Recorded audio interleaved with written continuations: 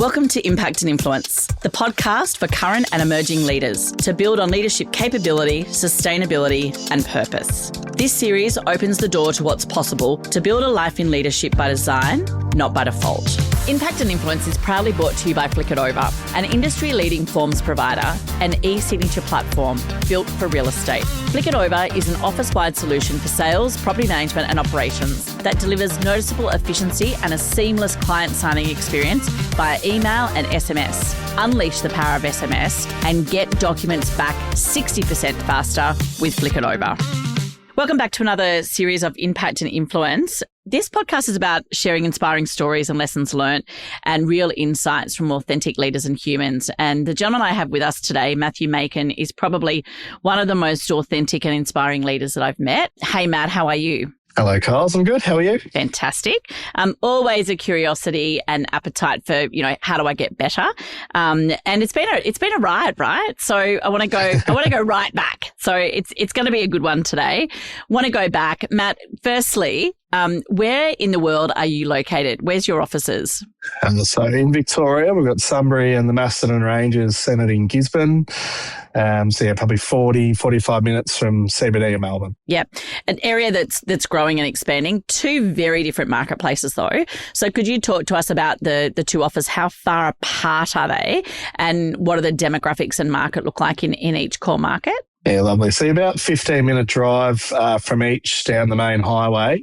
So Gisborne represents sort of the gateway to the country life and the hills and the mountains. Lovely for families to grow up with a bit of property. So you get a lot of lifestyle homes, sort of ranging from $1 to $2.5 million. Mums, dads, retirees, beautiful part of the world. Sunbury, very up and coming, absolute growth corridor, up towards 1,000 sales a year out of Sunbury, and it's growing and growing. There's another 6-7 estates live at the moment, and it's definitely changing. Growing more density, more multicultural, which is terrific, and certainly an entry point into the Melbourne market. And what's driven that growth? Is it just affordability? I believe that when the train line came, so the Met train coming up 8-9 years ago now, that was probably the biggest change to move Sunbury from an old sleepy town into more of a metropolitan connection. And that's just seeing the numbers really skyrocket. And it was always surrounded by green wedge zone. So you had a lot of farms that weren't locked into farming or residential. And as time's gone on, it's certainly a big expansion point. Unbelievable location. Like I must say, when I fly in and come out to your office, it takes me quicker to get out to you guys than it does to go to bloody Carnegie or Bentley or some of those other areas. Like it's a great run. There's great infrastructure, not being paid here as a buyer's agent, but it's a good place to invest too. What sort of yields are you seeing for your rental properties out your way, Matt? Yeah, you're getting to that 4 to 5% depending on how heavy you go. But probably the last 6 to 12 months, we're starting to see that entry level in that Sunbury area, so sort of 600,000 to 700,000, returning upwards of 550 to 600 a week for a standard property. So you're starting to get the return there, but also capital growth has been hugely important. Obviously, we're doing this interview and sometimes there's a bit of a lag time from when we do the interview to when we go to air. So to give it context, we're just coming off the back of the June long weekend. Federal election wasn't long ago. What are you guys seeing or having experienced in your market off the back of that the federal budget? Sorry, not the election. I definitely think that construction is going to be a really important part of the next 2 to 5 years, and they only, tipped everything towards that now. So people that were buying the 40-year-old 3-bedroom, rented out for 5 years, I think a lot of people are moving back into construction, looking at ways to navigate tax and get some growth. So that's where I think it will go. I don't think the market's picked it up quite yet, but I don't think the developers are going to stop anytime soon. And have you seen any change with your days on market or still relatively the same? I think for anyone that was 50-50 purchasing or selling, there's some hesitancy there. So that's normal. But I think if you've got a plan, you need to move for schooling or lifestyle, they're still buying good homes for fair prices. Okay. And Matt, where you operate, are you born and bred from that area or are you new into the area? Yeah, so I grew up in Lansfield. probably about 25 minutes north in the Macedon Ranges though. So born and bred in the area. They're all their little unique parts in the ranges. There's 6 or 7 little towns and we all connect together. But no, grew up there, which was lovely, and then moved to Sunbury when I was just over 18 to chase a bit more speed and run around and learn the world. So, was settled in Sunbury for a long time and I've moved into the Ranges again. Rightio, so let's talk about learning the world. Always real estate, or was there life before real estate? Before real estate, I was actually in university, was going to study physio or podiatry, and got halfway through. That was where I wanted to go. Mum always said I should have been a real estate agent, but of course, like every son, we pushed back. I met my now wife, but girlfriend at the time, and she's a couple of years older than me, so I had to smarten up pretty quick. So cancelled uni halfway through, got a job in real estate, and my sole purpose was really just to learn how to run a portfolio and have some investment properties. And about 3 days in, I went, oh, okay, this is a very different job to what I signed up for. And what a ride it's been. And how long before you got the itch to start your own business? I probably knew pretty early that I wanted to do something. I won't say break the mold because that's cliche, but I knew I wanted to control my own destiny and build something for my family. I was happy to either run with a great leader, that's fine, but in the absence of really strong leadership, I've always sort of been one to try to lead from the front. So I probably sort of fell into that. COVID came probably 5-6 years into my career. There was a bit of an option there where people went one of two ways, either hit the wine and sort of slow down, but I saw it as a young fella with a baby at home. I didn't have that freedom. I had to give it a crack, so I went the other way, and very, very fortunate to be with some senior leaders who gave me every opportunity possible back then to let me have a swing at it. I was only, 27, 28, trying to learn the ropes, but I wanted to get in as quick as I could, but great respect for people around me to help me get there. So let's talk about that, and we'll go into, because you're an absolute high performer, in the top performers in Melbourne, and recently nominated in the REB top performing agents in the country. So there's no taking away from that, and that is something you know incredibly well and do incredibly well at. But when you went into business ownership and leadership, it was kind of new space, right, for you, owning and operating a business, and it's been a journey. And I said earlier today, it's been a ride. How important were those mentors for you in the early days, and how has that changed for you over time? A sounding board is so important. They can say leadership is a lonely journey. And specifically, I guess, as a younger fella making your way, like I was 30 when I sort of jumped in, but I had, Brad Teal was my former business partner and sort of leader. He had 50 years in the game, very, very helpful. We had a general manager at the time that was just so calm under pressure. So I learned a lot around chasing the weekly budget versus spacing it, setting yourself up for success. Otherwise, you'd literally ride every hurdle, and it's a very, very exhausting journey. So can say that from experience. I did that for a few years.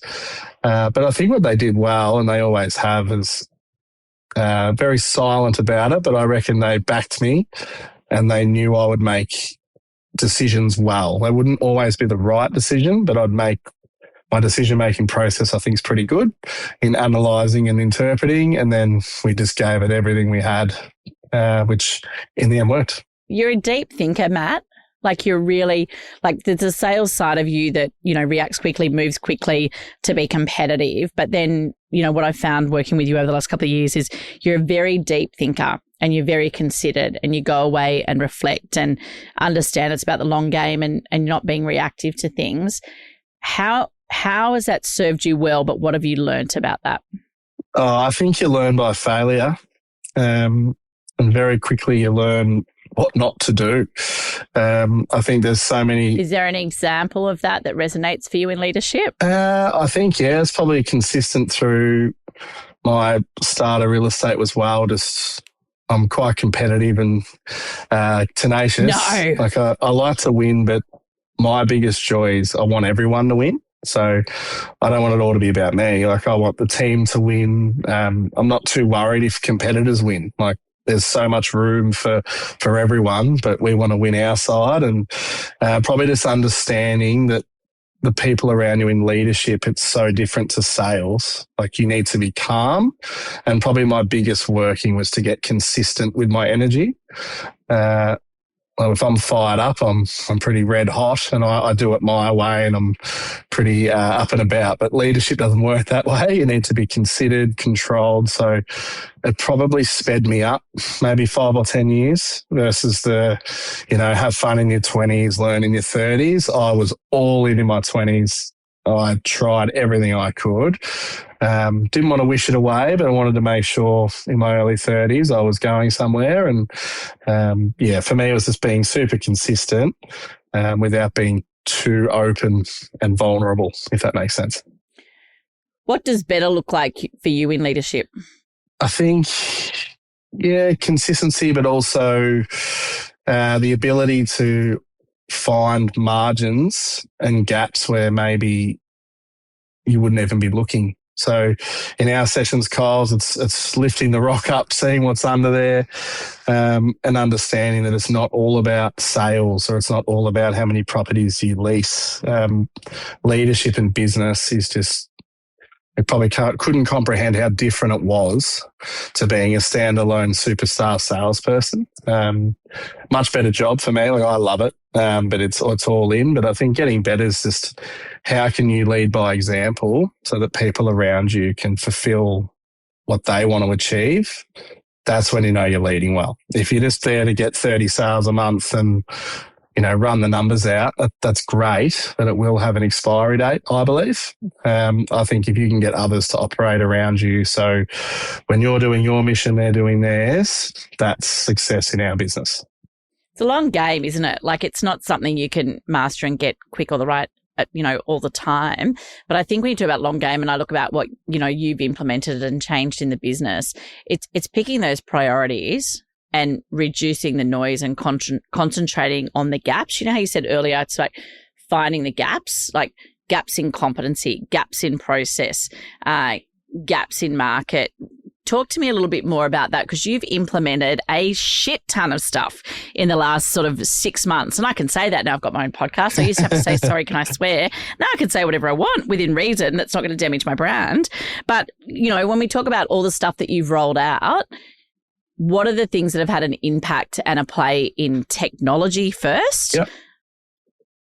Tech, we still have a way to go. I think we've rebuilt the business 3 times in 5 years. Went really big really quickly. I won't say about the wrong people, but our structure probably was challenged by growing. We grew 360% in 2 years. We wanted to grow again. You were onboarded. Very quickly we went, oh, hang on, you can't race a billy cart at this level and sustain. So we've had to rebuild a few times. What I've found with technology is you need to lead from the front if you want teams to actually roll that out. So we probably stepped it back and grew an operations team, which at the time was probably challenged by a lot. Like, it was probably too big for what we were, but I just found... You grew it for scale though, right? You had a vision. Yeah. Like, to grow, like to get the process so well defined and reduce the friction. And I think, again, the word consistency, mate, you wanted that consistency through the middle of the business. And I think, is that what you're talking about? So when I came in, it was all around, now we've got this process, we've got that process, and you're like, hey, Walshy, we don't, but we probably need to back up and work out which ones we do at the time. And very high performing business. There was no question about that. But for you, it was about how do we get that consistency? And for me, it was how do we build unbreakable process so the technology actually plugs in? Absolutely. And if you want to build superstar agents that are successful in their own right, it can't just be high-selling directors and do what I say and pretty much not as I do. So we stripped it back. We built the processes. We have a great CRM. We use Agent Box. Not a plug, but we're comfortable with it. We just make sure that that is our centre of truth. That's got all the data we need. So let's talk about that, because I've been the bane of your existence with Reap It Sales, right, over the last couple of years, and I think you thought I was from another planet. but I'm obsessed about central source of truth and data. And like you say, you've learned a lot and you've still got a lot to go with Reap It Sales, but how much more effective is that CRM now that you've leaned into it more and understand it and doing a lot of development on it with your team? Oh, tenfold.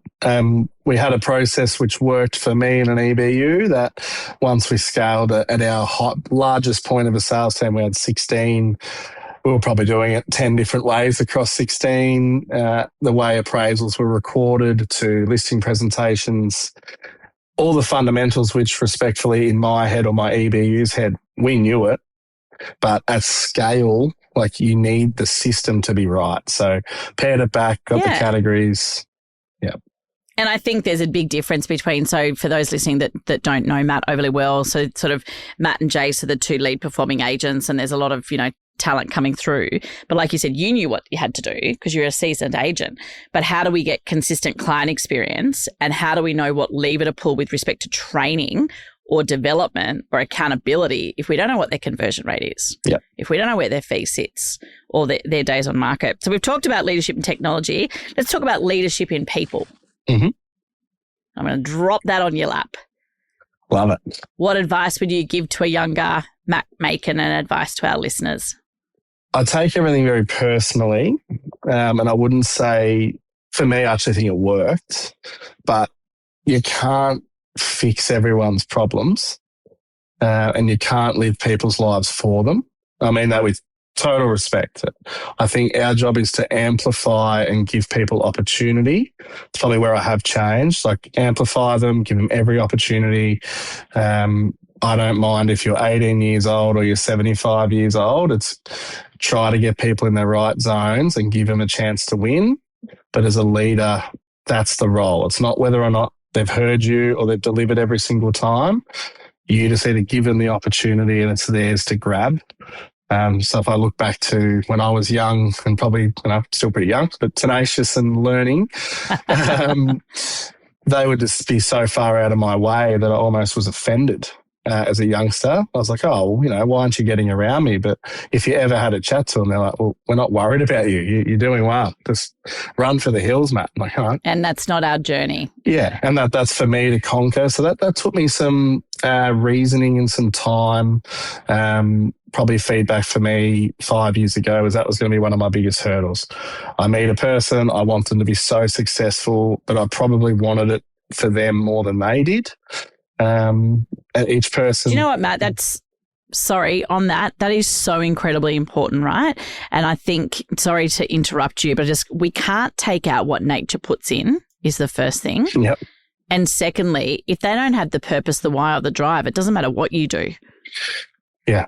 And I believe if you've ran the yearly budget, you've set them up for success, you've done the training, it's catered, you show up with energy, it is on them. They actually need to deliver that. And I always took a loss really hard and I always took a win really excitingly. I think a win's a tick. But if they don't make it or they don't like it, that's okay. So I've had to learn that one the hard way, and a lot around me would laugh because that was probably my biggest journey. Where now... And success is different for different people, right? Yeah, 100%. And living their best life, they're not the boss. So if you've signed up for leadership and you're on that run or an entrepreneur space, that's your call. Your job is to give people a role that they like, and hopefully they come along for the journey, which I think we're doing well.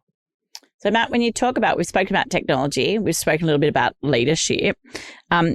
What's another key important metric for you in your business that lets you know that the business is doing well or not doing well? Could be cheeky and say low amounts of sick leave. Do you know what? That's not cheeky at all. I think so we had Ben Hennessy on earlier, and Ben said for him the most important metric in his business is tenure. Yeah, there you go. Yep. So when you say sick days, I don't think it's a silly metric at all. Yeah, I think it tells you a lot. Yeah, and under different hats too. Like I wear a few hats. I'm across all the divisions. which is great. Good to see. But sick leave is important because there's generally trends, as I've noticed. But I think for us, if I was more granular, it's probably appointments. If people are busy, so bookings. If they're out and about, like as you know, we're pretty big on scaling and understanding calls per week, actions. We've been pretty heavy on it for 5 or 6 years. Activity. Yep. But if I was to scale that down and have a look now in 2026, if an agent could do 1,000 calls, if they've only done 5 appointments for the month, it's not going to guarantee success now, I think, where the world's going. But if you're at 80 to 100 doors per month, you're out there, whether it's buyers to sellers to appointments, and there's activity in the team, whether it's leasing or sales, I think that's a huge metric for us. Do you know what? I just can't help myself but throw this in, and Reap Sales are just going to love this interview today. It's around changing behaviours as well. So when we talk about is process aligned to system, when agents do calls out, and Matt, your team have got much better with this, is calling through your CRM app, right? So it automatically registers it rather than this old bloody hangman that people are still paying on note paper, because AI and innovation is never going to work for you if the team aren't calling out through the system to record it. So there's outbound calls and activity with SMSs, and unsubscribed is so important, but it's all there as a metric within your CRM. So measurement, there's an old saying, what gets measured gets done. What gets measured gets improved. What are the sort of the top things for you that you're measuring across your business as a leader? So we've got the sick leave and we've got activity. What are the other things that you like to track and keep an eye on as a leader in your business? We're pretty massive on client experience. So we do the NPS scoring system, so Net Promoter Score. We do review drives every second or third quarter. We want to make... And they're sprints, Matt? Yep. So set up in the sprints just to keep it fresh. But yeah, we want to have like consistently the highest scores in our organisation. And I think someone has to lead from the front and focus on service as opposed to just churning. And I could honestly say, from myself all the way to any buyer's agent, like, the care for the customers where we believe where our gap is. Like, we're actually doing a lot better there than most. And I think everyone can say they do, but, whether you window shop, whether you go to open homes, whether you listen to calls, it actually is around service the client. You'll actually get a better result anyway. So it's certainly working in our market, and for our business, if we keep that up, I think we'll be continually referred to more and more business. Best prospecting you can do, right? But I think, your name's on the door. You're a business owner, so you're really passionate about that. How do you instill that behaviour in your people, and do you incentivise for that in your company, Matt? Yeah, we're in a review drive at the moment. So there's thousands of dollars on the line, awards. We want to make sure that, they're looking after their people. Any excuse in my team for an extra dinner or a celebration, they're loving it. And we try to keep it professional, but also let them enjoy what is a noisy industry. I think, and I can speak to this, like Alicia, that we brought in the general management in the last sort of 18 months, had a really clear objective, and that's get some fun back in the game, and have some longevity for all of us. So looking after people, you get better feedback, you're having less arguments, obviously, and you're just dealing with more, hey, your team do a great job. It's hard to get sick of that, I think, Coles. Yeah, and I think, Matt, too, you talk about, and I'm so glad you brought Alicia in because I was going to bring it in later, is that the importance of diversity in your leadership team. So you're both very different, but both got a huge amount of respect and trust with the team. How important is it to have someone in your leadership team that, will sometimes say no or give a different opinion just to bounce off ideas? I think it's vital. I've sat with quite a few leaders lately that don't have a support team. It's noisy in your own head, and you think you're right, or you second guess yourself, or I myself, you deal with imposter syndrome a lot, and you're trying to work through that as a young leader. So to have the calibre of leash, and we've used your course, Kylie, not as a plug, but we've done a leadership program to build, it's pretty much half and half, male, female, just by the best people. but yeah, there's no one quicker to say no to something as leash in the team, but they're the first to support you as well. But we like to get to decisions in a messy way. So bring a topic up, break it apart, talk about it. What's the best way forward, not only for the business, but for the team and the client? And then we generally find that way forward. That's imperative. I wasn't going to bring it up, but you had the leadership course that you got me to do with. So last year, Matt basically threw the hat out to the ring and said, look, we're going to do this leadership training with Carls. We're going to bring it down. And it didn't matter what the role was of anyone in the team. If you want to be a better leader and step up and do some professional development, you can join in on the 12-month program. And I think about the team and what they did during the year in front of their other peers and their commitment schedules that they read out off the back of that course. I thought was incredibly powerful, but there was one lady in your organisation who read out her commitment to team and self. Yep. Sarah, can you talk to the impact of that had on her, and that had a profound effect on everyone else in the business? What that looked like? Yeah, unbelievable. So Sarah's coming up 20 years in property management, which is an amazing tenure for anyone who is thinking about that in the industry. So an absolute lifer. Has only been with me, though, for 4. So got completely burnt out, chewed up as good old property management does. Came back into our little village and built in from a part-time into probably seeing that spark come back in her. And it was pretty evident in that program that we were all going, oh, Sarah's a big leader. We just need to let her get out of her own way a little bit. Very busy lady, young family. But yeah, when she spoke, I think half the room were in tears, half the room were a bit shocked, but not surprised. Just, Sarah's... She was given the space. Yeah. And I think that's sometimes really important is giving your people the space. The best ideas I've ever had in business and best ideas I've seen in a lot of clients' business have come from your people. So how do you get feedback from your team without it being too dictatorial around this is how you should run the business, Matt? How do you approach that? How do you juggle that?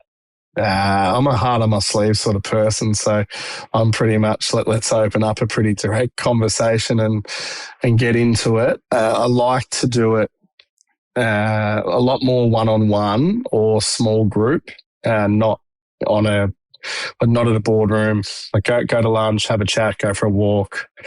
But you've got to invite feedback. So one of our core pillars is humility, which is really simple to spit out, but to live it, you've got to really, really look for a lot of feedback, I think. So if you want to be humbled, look in the mirror. Very quickly you'll find something. But I think that for me, it's just trying to make sure we're growing great people. So if you get a good person, help them be great, they'll get great at the job, in my opinion, versus hire an ethically challenging person or someone that wants to push all the boundaries at their own for their own gain. I've seen that not work. And as a leader, it just keeps you up at night. You're always nervous. You're thinking, yeah, that's a great, good deals. But no, I think we've made some harsh decisions, some clear decisions. And I think for the current group, they know where we're going. They know what we stand for. And that's what I spend all year on and all week on. Every day is trying to work out how to deliver that for the team. So that's actually a really good segue into my next question. So the importance of having clarity of team as to where you're going, the role that they play in it, and just repeating it frequently so everyone knows what's expected of them. What are you most proud of building? So it's a great segue into, I think, those lessons learned about your vision and clarity. What are you proud of in the last little bit? It's pretty exciting. I don't love talking about me, but to own a couple of offices at my age and where I probably was even 2 years ago, but 5 years ago, it's cool. It's exciting. I really feel though we're only just getting started. I've built up a super EBU. We're probably doing 3 million. We've got Jace that you mentioned before, his accolades are about to to come all across the state, I reckon, in the next 12 to 18 months. Hannah in that team as a buyer's agent support did over 140 transactions last year. Well, these are some big numbers for, I'm not going to say kids, but you got, 3 young ones having a go. And we're pretty hard on ourselves. Like, I think that's exciting, and I've been so proud of that. And now I want to make sure we're giving everyone that opportunity now to scale. So I'm very proud. I've probably worked out a system that works, gets people up and firing. And now you're rinsing and repeating. And now I want everyone to hit that shot. So I think in our market, we've got this we've got very similar business models. Everyone does the same thing. It's the old director and everyone fights for their own. I do feel we've got the gap because we believe in it. So I'm really keen on getting great people and letting them enjoy what real estate can be, and not what I hear if I went down to a local restaurant. That's how hard it is. If you get it right with good people, this is a terrific industry. Do you know what I'd also say, if you ever are in Sunbury, Brisbane, is to pop into the offices. You've got amazing fit outs. You've got great layout, not to mention you meet some bloody good humans while you're down there. But your upstairs area and the work you've done up there is tremendous. And I think the flow is really good. So I couldn't endorse that enough. I've got some rapid fire for you, Matt, if it's okay. You ready? What's the biggest lesson learnt to date? Know where to go to get your support would be important. Know where your rock is. My wife is still the one to lean on every bump, every good, every bad, and run decisions. And I think having courageous conversations quickly. Yes, those two are pretty bloody good. Your wife is a legend. I've met her and she's amazing. You don't have that support at home, and you don't give gratitude and thanks to that, it's a big problem. And making decisions, we've all been there, right? Sometimes we've sat on things for longer than we should have. And you and I have always had this conversation, like in the early days, and you'd worry about losing people and take it personally. No one's ever lost their job that didn't deserve it. True. Yeah. So I think that's great advice. Could we ask you to be vulnerable? Are there any fears? Because you have struggled in the past with imposter syndrome. Yep. So from a vulnerability point of view, are there any fears that you've got now, or are they just stories that you tell yourself? They're stories, yeah. Kylie said to me once years ago, you're just telling yourself a lot of stories there, Matt. And God, I was sitting there at midnight every night. I think it's also one of my superpowers, though, just to be in that. I live and breathe it every day. It's probably why I'm good at the job. Why my clients like it. If you don't mind, what I think you do better now is, instead of telling yourself your story, you probably analyse it more and go, what could go wrong and what could go right here? Yeah, very fair. Yeah. I think if you think about a problem long enough, it becomes a big problem versus, all right, cause and effect is probably where I've spent more time. I heard a great speaker just go, well, if you make a decision, 2 things are going to happen.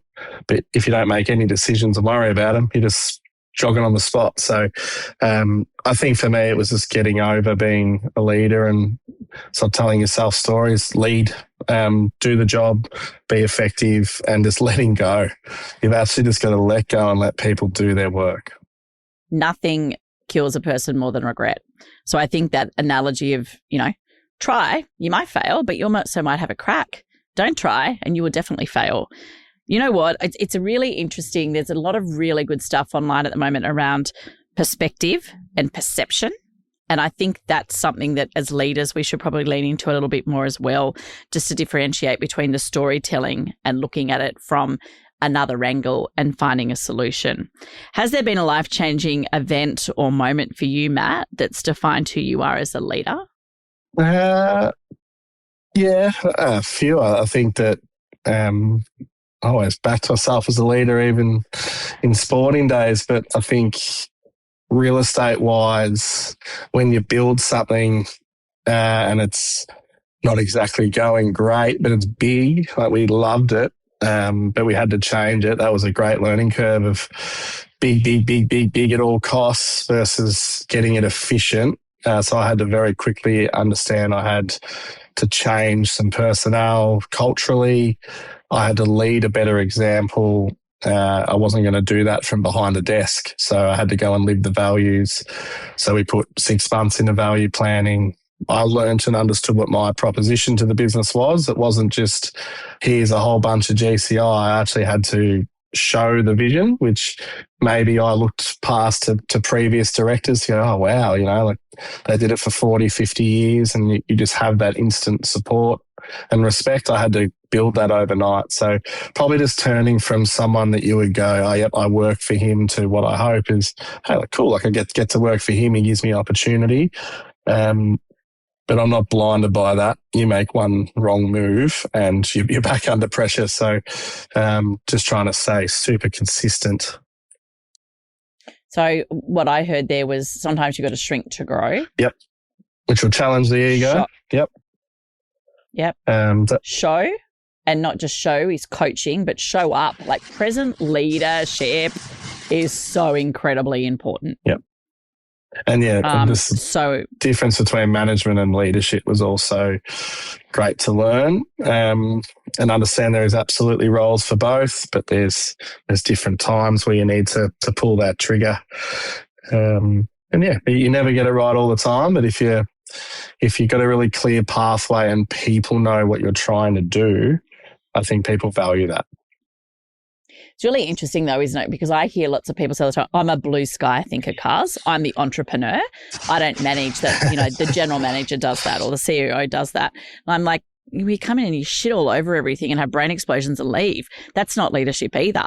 So as you said, is leaders have to manage and know what to manage, because it's got the credibility as well. Like if you and Leash weren't aligned in your leadership and management style, then everyone's going to run to mum because they get a different answer from dad. So that alignment in leadership, how important is that for you? Oh, super. I've had the previous, and you just get pulled pillar to post. It's very challenging. You're trying to outthink what to do next just to get forward. All I could probably say is if you put the people and your values above the profit, you'll actually get the profit. Like you'll actually do well. You'll reap the rewards.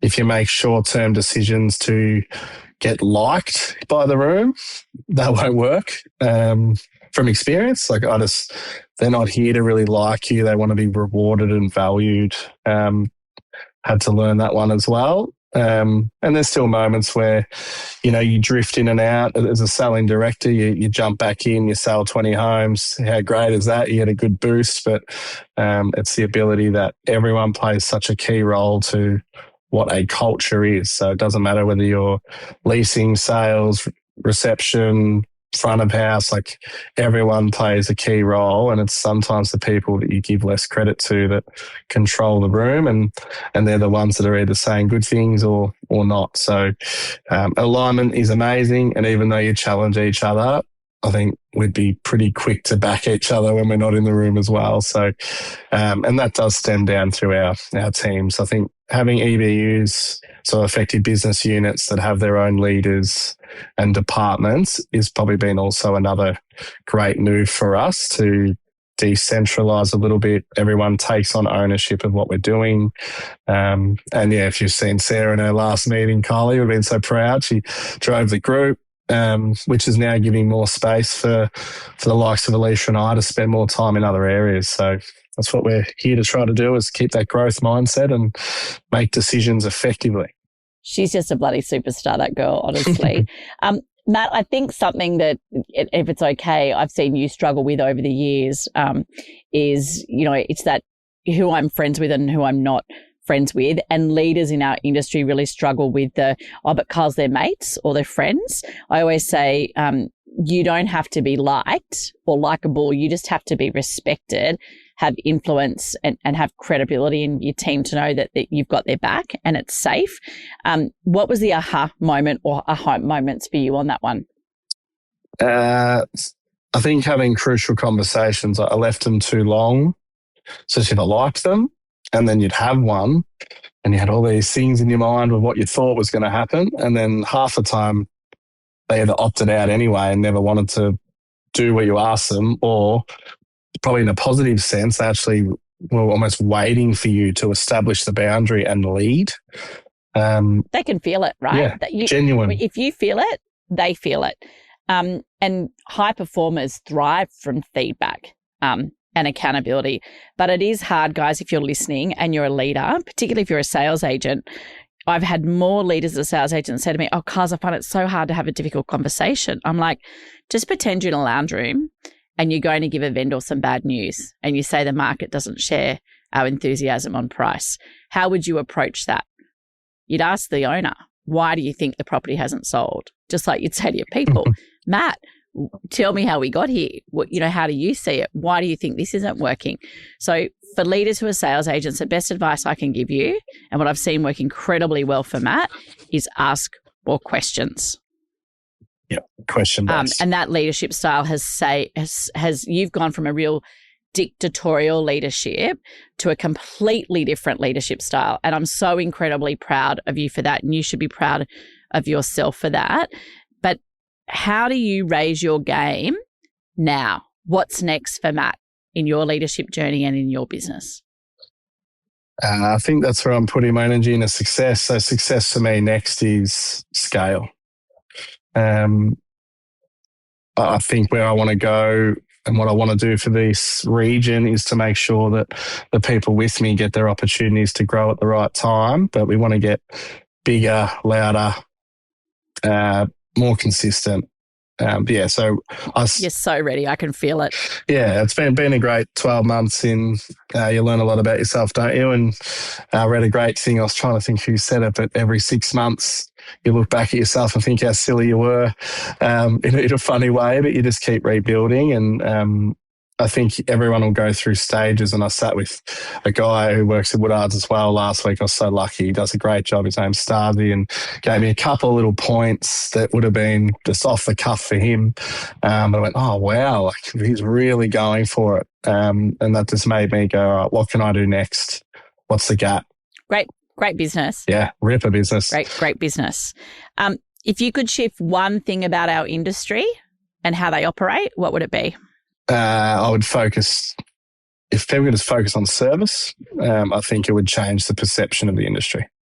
I think if you were starting over again, what would you do differently? I liked some points of what I did. All in, did all the cliches, 100 hours a week. I think I'd be a little bit more present if I could. Like Gary Vaynerchuk used to say about 20s, and you just absolutely go all in, no days off. I did everything. I didn't go out. I didn't drink, nothing. Just worked for 10 years flat. I probably would have given my wife maybe a little bit more time because I definitely just lived and breathed it. I wouldn't be present. I hope I'm starting to do that now with the kids. But you've got to sacrifice a lot to get where you are.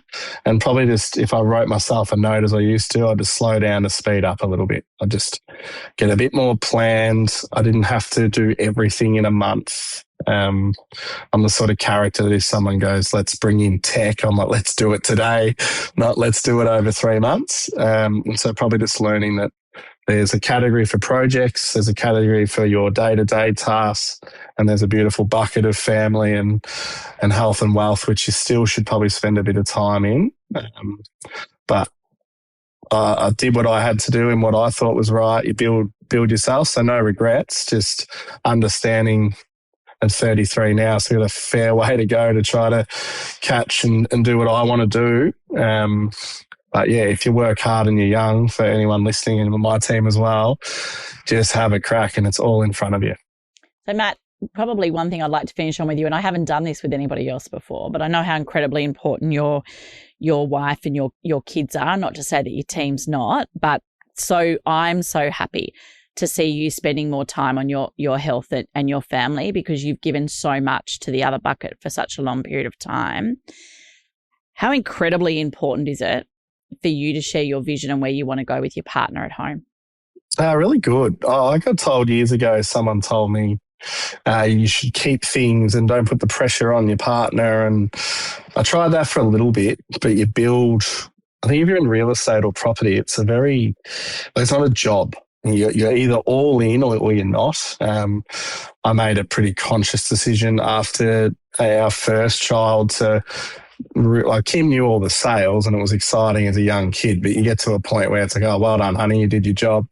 Come and help out at home. So we went on a bit of a connected journey on, hey, we could potentially buy into a business. And that's when Kimberly went like, oh, this is fun. Like, we've got something we can both do. So we're sort of treated that like a joint job.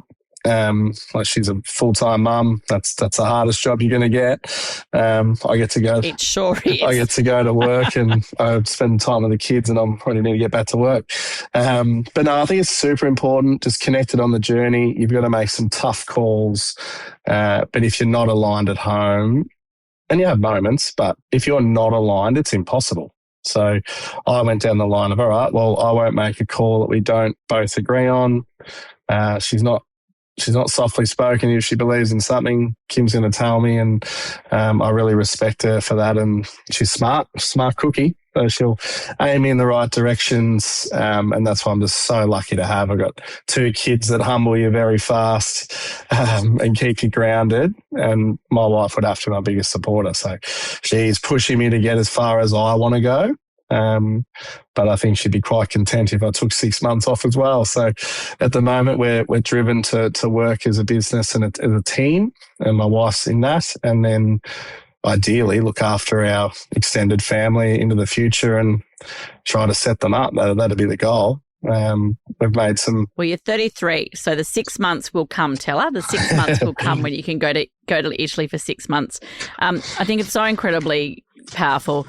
Choose your partner wisely, because they will be your rock, and please don't give them what's left over at home.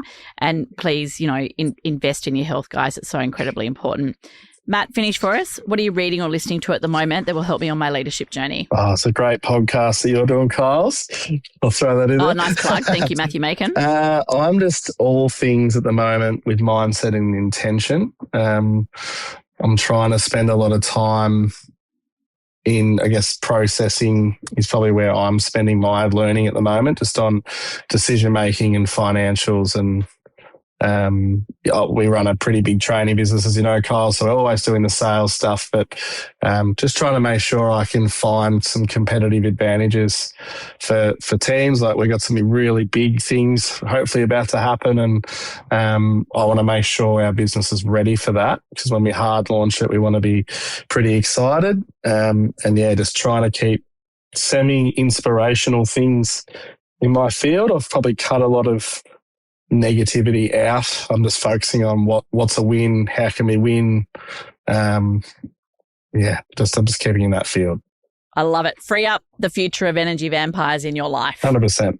Matthew Makin, wise words. Thank you so much for allowing Regrowth to work with you over the last 5 years. We're incredibly grateful.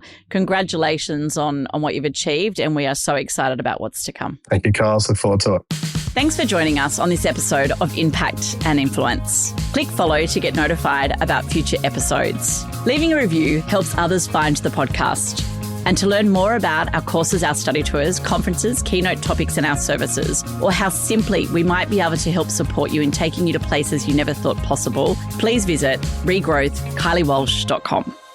Impact and Influence is proudly brought to you by Flick It Over, an industry-leading forms provider and e-signature platform built for real estate. Flick It Over is an office-wide solution for sales, property management and operations that delivers noticeable efficiency and a seamless client signing experience via email and SMS. Unleash the power of SMS and get documents back 60% faster with Flick It Over.